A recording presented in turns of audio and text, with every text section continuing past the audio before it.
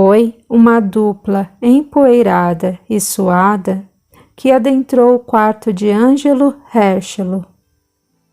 Ofegante, o filho se aproximou do velho pai.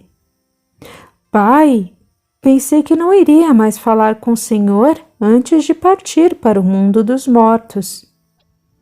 Que partir para o mundo dos mortos? Eu estou chegando de lá. E admito tê-lo visto lá, na tumba, junto aos 4 cavaleiros do Papa. Que bom ver que está vivo. Mas tem aparência de quem saiu de uma tumba mesmo. Guilhermo, meu filho, afiliaste à seita de leprosos demoníacos? O que está acontecendo? Alguém, por favor, me explique. Eu não consigo mais andar. E há bem pouco estava longe daqui, na tumba. E você também, apontou para Felipo. Estava lá. Como foi que chegamos aqui? Onde está Mila? Meu Deus, pensou Felipo. Ele não sabe que a esposa morreu. Quanto tempo faz que seu pai adormeceu? Não tenho uma ideia precisa. Faz muito tempo, mais de 1 ano. A conversa entre os visitantes só serviu para confundir ainda mais o pobre homem, que tinha os olhos quase a saltar das órbitas, a boca escancarada e a cabeça num movimento inquieto e repetido, como se negasse o que a própria visão lhe contava. Parem, calem, não digam tantos disparates, vão me enlouquecer. Senhor Ângelo, já que comprovou com seus próprios olhos e tato que seu filho Guilhermo está vivo, posso pedir a ele que saia para termos uma conversa a sós, na qual tentarei explicar-lhe o que está acontecendo? Quem é você? Sou o padre Felipo de Ravenna. Estou na vila para substituir Domingo Brunello. O senhor é um padre? Romano? Legítimo? Sou um padre enviado por Roma. Saia, Guilhermo, deixe o padre comigo. O rapaz obedeceu cabisbaixo. Felipo arrastou uma espécie de pilão para perto da cabeceira de Ângelo e, cruzando as pernas, falou docemente. O que quer entender, Ângelo? Padre, fui vítima de sortilégio desses caveiras lazarentos que estão tomando conta da vila, de nossas cabeças e profanando nossas esposas. Minha Mila, por exemplo, nunca foi verdadeiramente minha. Estou por anos com uma mulher que amava outro homem. Beijava o seu rastro no chão e depois dele morto ainda amou sua lembrança infinitamente mais que a mim. Vivi à sombra do odioso duque da Calábria por toda a minha vida. Mas o duque foi um bom homem. Era um cadáver. Eu sei que era um cadáver. Eu o vi morto e assisti ao enterramento dele por 2 vezes. Quando pensei que teria paz junto a Mila, ele ressurgiu. E, embora nunca tenha tocado seu corpo, foi o único homem a possuir seu espírito integralmente. Eu o odiava. E agora estou sendo levado vivo ao mundo dos mortos. As catacumbas geladas por obra e graça destes homens abjetos contra a divina Igreja do Cristo a favor de Lúcifer.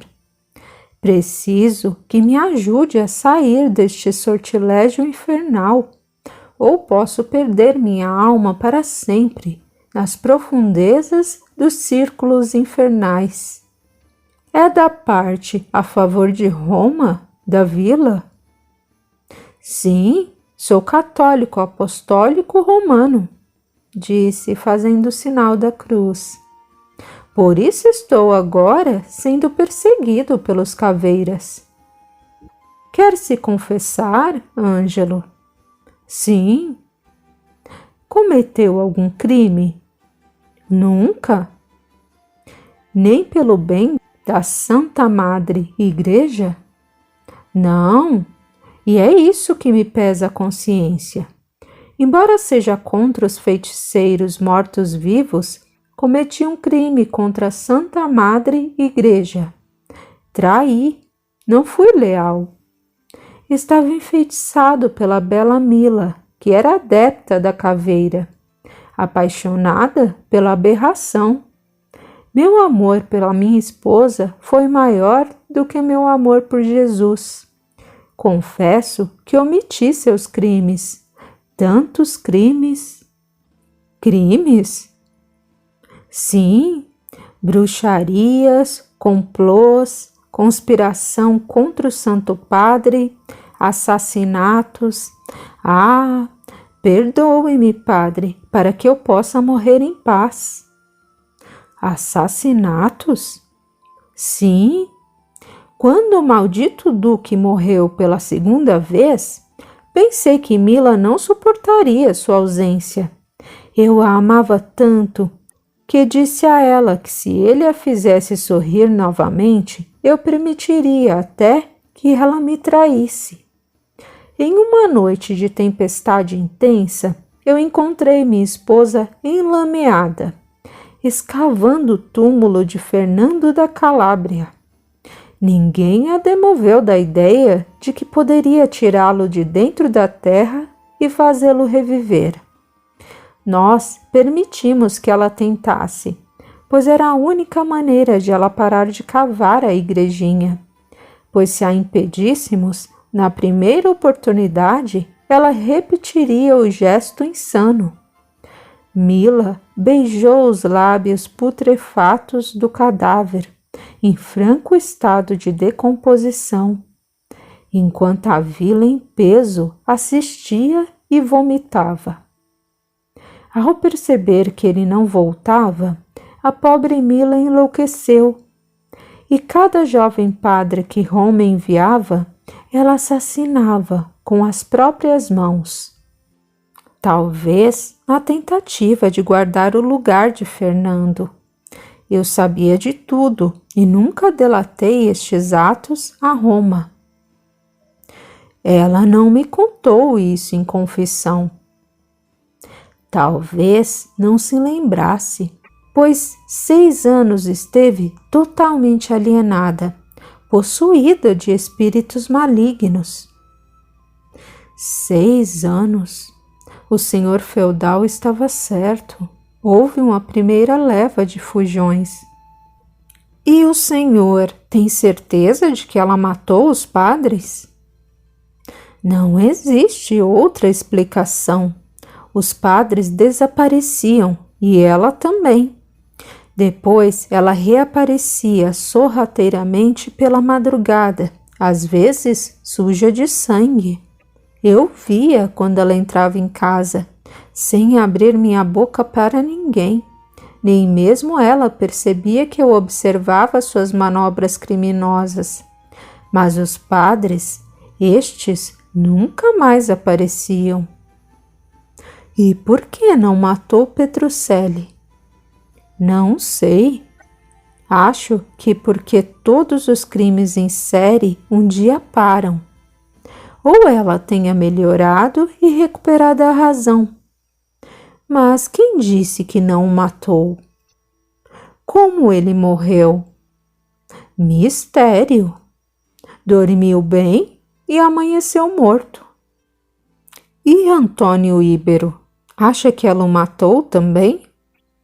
Na verdade, sabendo ter Antônio Íbero morrido no dia anterior, pensou compreender o tamanho da fantasiosa teoria de Ângelo. Ah, não! Este ela não mataria. O infeliz era caveira também. Foi excomungado por Roma.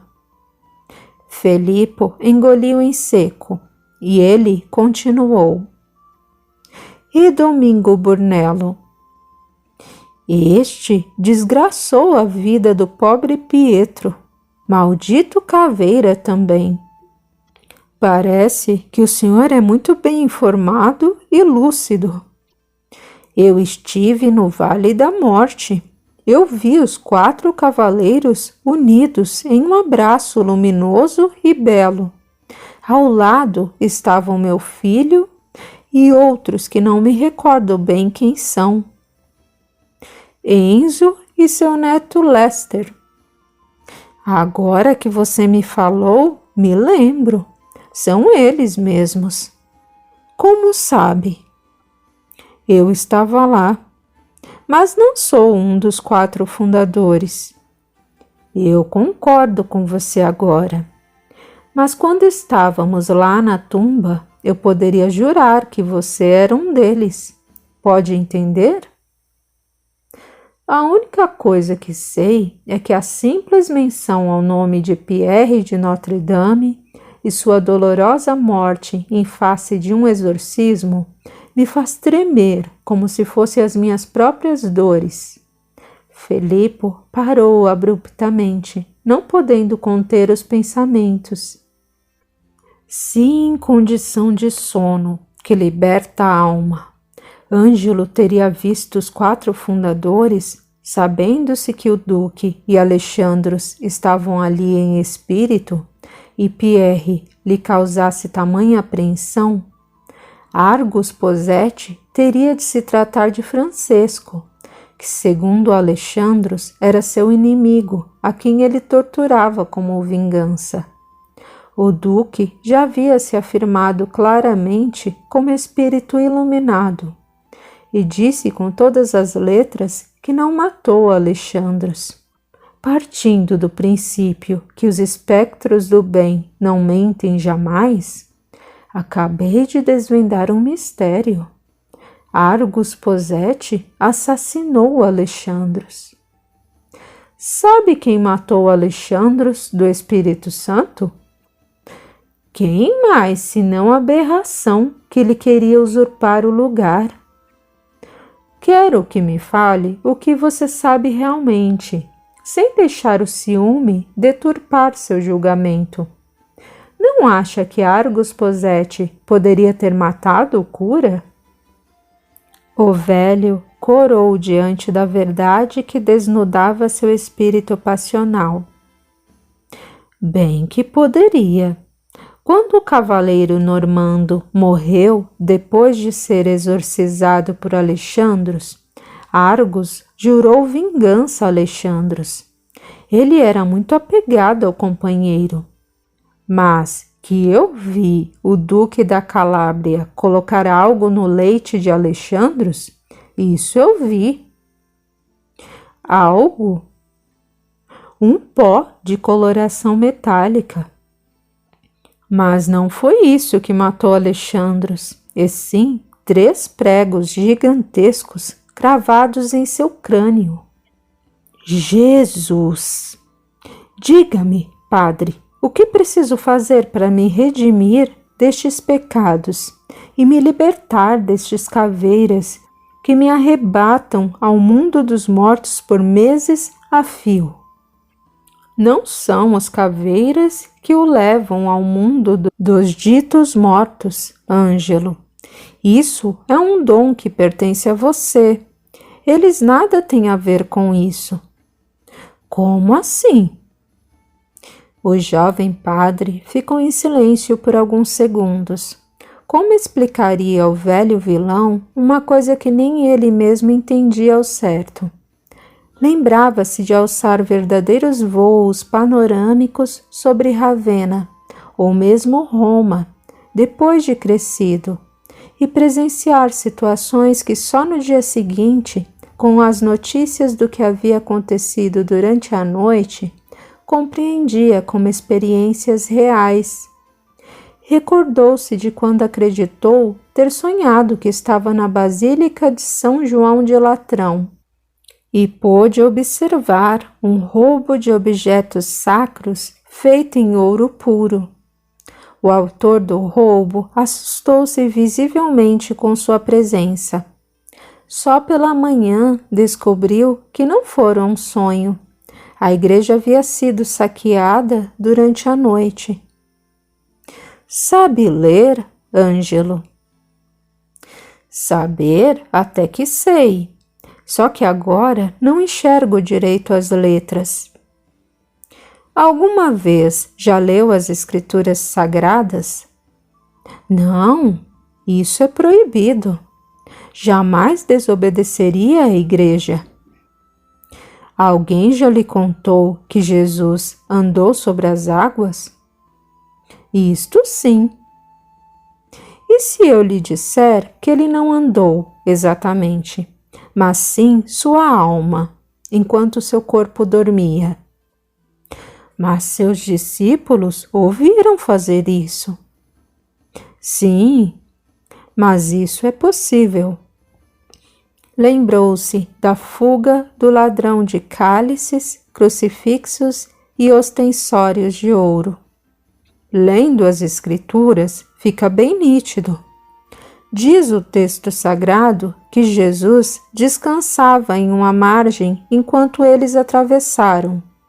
Conta claramente que ele estava dormindo quando os outros partiram. Como um fantasma?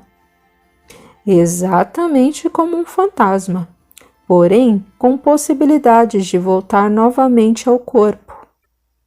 O Senhor parece um caveira falando.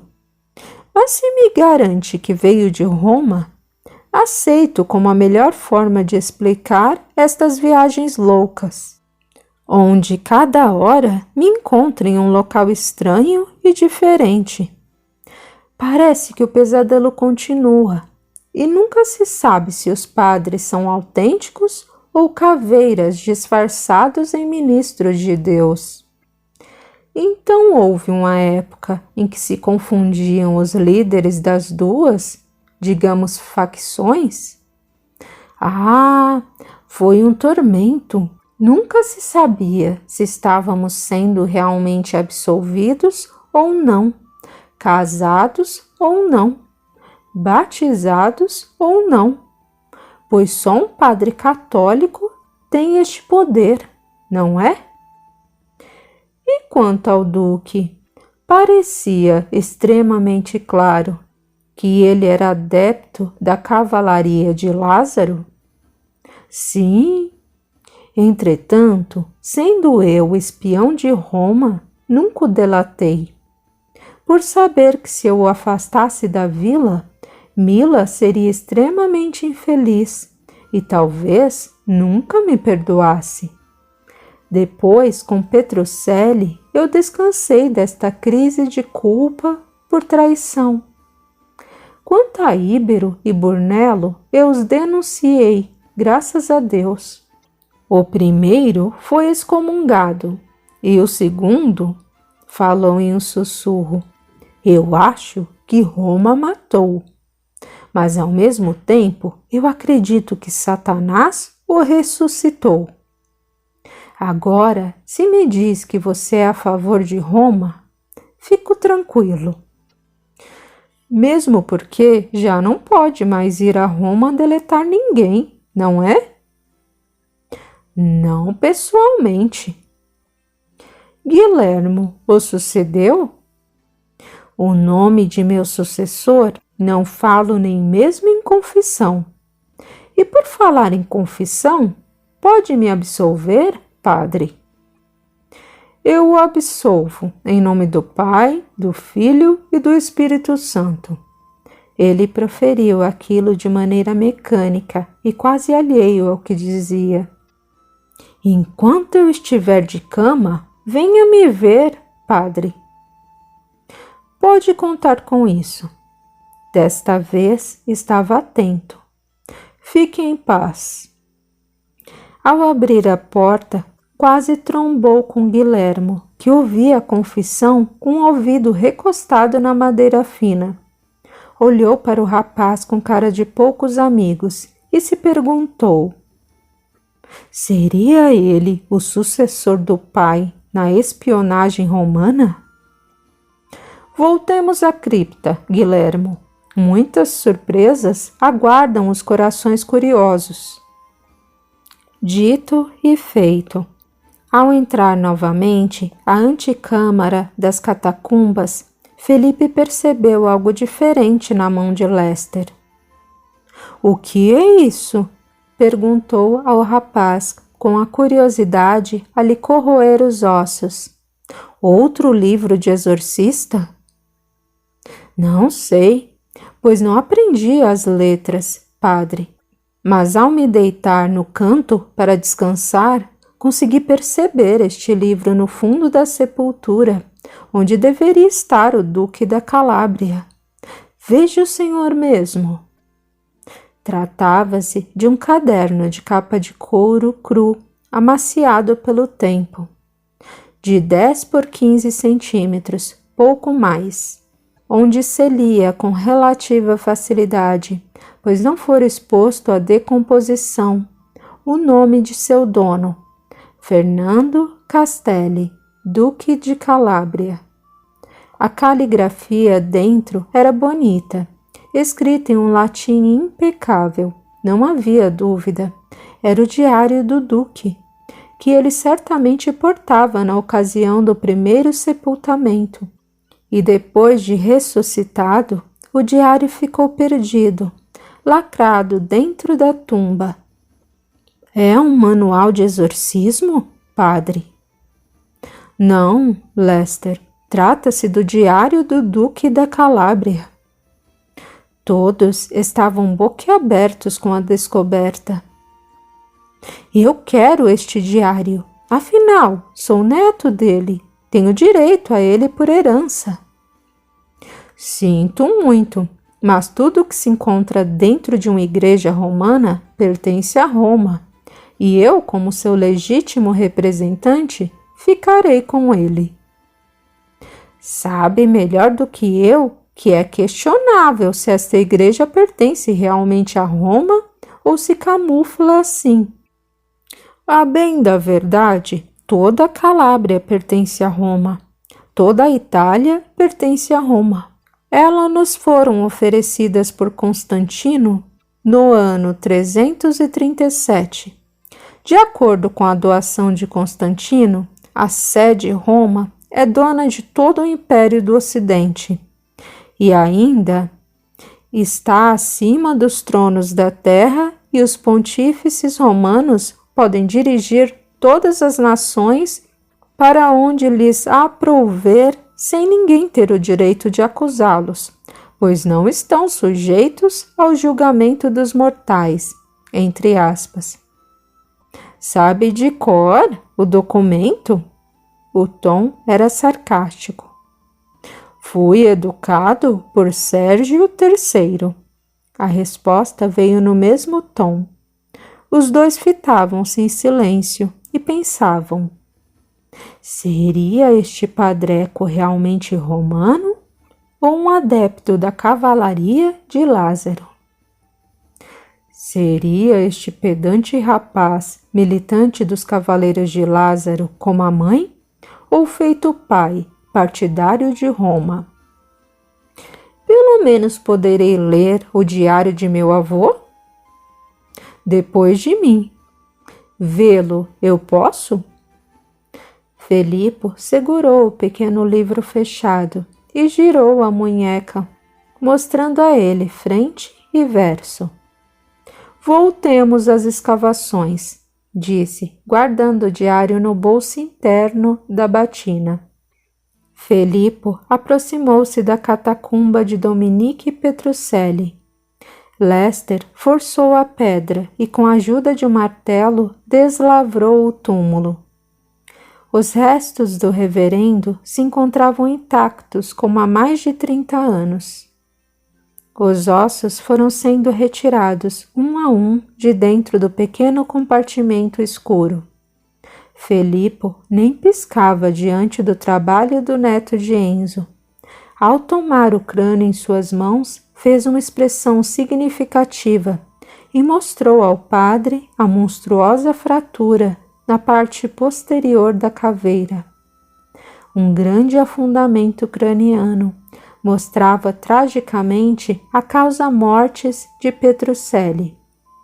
Percebia-se 3 décadas depois que o osso partido teria guilhotinado o sistema neural, causando danos irreversíveis, letais.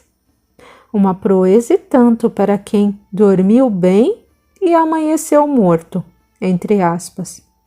Se tivesse sofrido um acidente desta proporção, os vilões saberiam. A essa altura era um tanto óbvio que alguém teria lhe golpeado pelas costas com um objeto muito pesado. Petruccelli fora assassinado, com certeza. Foi, sem nenhuma surpresa, que constatou que o sepulcro, destinado a Antônio Íbero e Domingos Brunello, estavam vazios. Alguém ressuscitou os padres? Ou roubaram seus corpos? Gritou Lester. Que diferença faz agora? Foi a resposta de Guilhermo. Abramos as próximas gavetas. Quem sabe não encontramos os padres desaparecidos. Oh, não! Os fujões, como são chamados, se tivessem sido sepultados aqui, nós saberíamos. Como haveria tantos enterros públicos sem o conhecimento de ninguém da vila? Eles fugiram, o rapaz afirmou. Falo da primeira leva de fujões que existiu entre o Duque e Petruccelli. Existiram? Sim, Lester. Pergunte ao seu avô. Ele deve se lembrar. O velho Enzo fez uma afirmação com a cabeça. Foram 4 jovens sacerdotes ao longo de 6 anos. O que mais tempo ficou era um rapaz de origem bretã. Oficiou por pouco mais de 6 meses e desapareceu. Da mesma forma que seria impossível os moradores de hoje não presenciarem os enterros dos últimos, a nós, os mais antigos, também não passaria despercebido tantas exéquias. E se fosse um ato secretamente realizado, não seria nesta cripta. Poderia-se desaparecer com um corpo tão facilmente na floresta, enterrando-o na mata virgem. Por que aqui? Não, nós veríamos estes enterros. Bem, então vamos tirar nossas dúvidas. Se os padres foram sepultados aqui, teremos então mais 10 cadáveres, conquanto fossem 4 fujões da primeira e 6 da segunda leva. Embora o número dos corpos esperados fosse de 1 dezena, das 25 tumbas restantes, apenas uma não se estava vazia. O cheiro nauseabundo de carne em estado de decomposição os fez ocultar a boca e o nariz com as 2 mãos. O corpo, que aparentava ter sido sepultado há bem pouco tempo, estava envolto em faixas, ao contrário de todos, com a parte superior voltada para a abertura, como se o coveiro tentasse facilitar sua identificação. Ainda com a própria roupa sobre o rosto, Felipe tomou um gancho metálico usado para dependurar os presentes dos mortos e, fisgando uma das voltas da atadura, puxou com força, abrindo um pedaço considerável na altura da cabeça do defunto. Não precisou mais nada.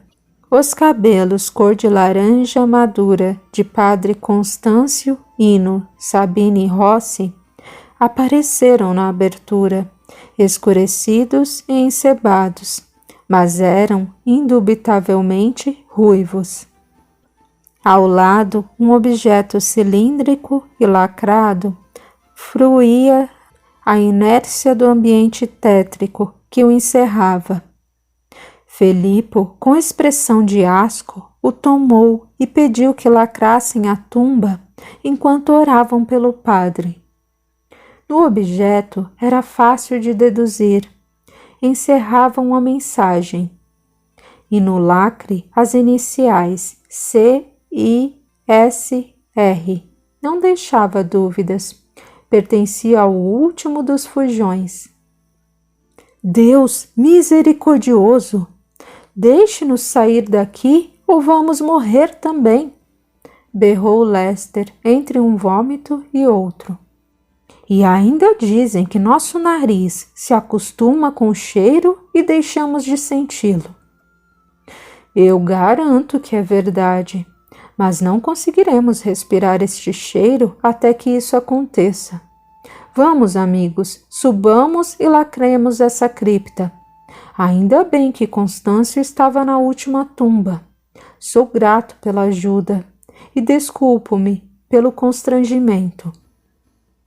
Mesmo assim, foi um prazer. Uma vez dentro da nave, o cheiro ainda persistia, porém com menos intensidade. O que é isso que estava no túmulo, padre? Parece uma mensagem lacrada. Pois abra logo para vermos o que o fujão contava. Não, ouçam isso. Balançou delicadamente o recipiente, fazendo os companheiros ouvirem um som de líquido. Levei várias mensagens de Sérgio para as legações distantes dentro destes cilindros. É um artifício usado desde o Império Romano. Os Césares já trancavam dentro deste artefato a mensagem escrita e 2 recipientes de vidro muito delicado contendo cada um uma mistura de vinagre, azeite e tinta preta. Se o recipiente for violado, forçado a se abrir de qualquer maneira, com certeza estes vidros se partem e a mensagem em código escrita a carvão se perde por inteiro ou por partes. Mas se de um código se perder um só símbolo, ele se torna indecifrável. Aqui só com a chave. De mais a mais, não acho que se trate de uma mensagem do fujão, e sim de quem o matou, ou pelo menos de quem o sepultou. É verdade. Mas onde estará a chave? Vamos nos divertir com o diário do Duque até descobrirmos. Meu Deus, que cheiro insuportável! O que é isso? É o cheiro da morte, Teresa, o cheiro da cripta. Mas faz 6 anos que sepultamos Padre Domingo aí. Alguém sepultou Constâncio há poucos meses. Então, Padre Constâncio morreu mesmo? Pode estar certa, disse, tapando o nariz com o polegar e o indicador. Não sei se o senhor conseguirá comer, mas eu trouxe o almoço para o senhor e Francisco. Guida me pediu que se desculpasse por não cumprir o convite que lhe fez para comerem juntos, pois não se sente muito bem. O que sente, Guida? Não me disse. Depois eu vou visitá-la. Obrigado, Teresa. Mais tarde almoçaremos. A mulher mostrava muita pressa em sair da nave mal cheirosa. Os ajudantes do padre aproveitaram a saída dela para fazerem o mesmo. Deixaram a igreja ouvindo os agradecimentos do padre e se colocando à disposição dos serviços da igreja para a abertura da tumba sacrossanta dos cavaleiros. Felipe tomou o almoço e, brincando com Francisco, chamou para fazerem um piquenique na floresta, onde poderiam comer cheirando flores silvestres e ouvindo o som das águas. Nas terras do Duque da Calábria? Que agora são nossas. Depois do repasto, Francisco se deitou sob frondosa árvore e pegou no sono, mostravam a tranquilidade que antes do acontecimento da cripta fazia muitos anos não experimentava. Felipo recostou-se do lado oposto do grosso tronco e abriu o diário. Muitas folhas danificadas, muita informação perdida.